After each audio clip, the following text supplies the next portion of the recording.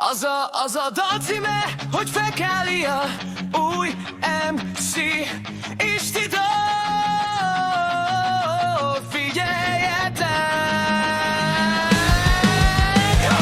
Fekália, Fekália, Fekália, Fekália, Fekália, szar Fekália, fuss meg minden. Fekália, Fekália, Fekália, Fekália, Fekália, szar Fekália, fuss meg minden.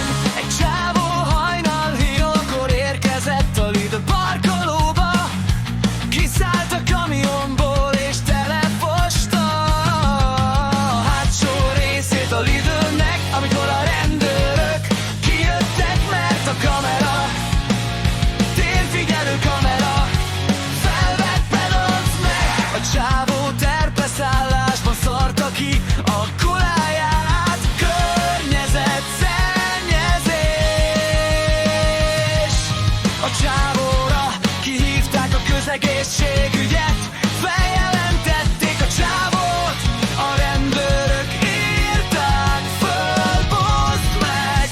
Megérkezett az apa a kislányával a Lidl parkolóhoz, amikor látták a szartócsát, meg mindent átul. Fekália, Fekália, Fekália, Fekália, Fekália, Fekália, Fekália, Fekália, Fekália,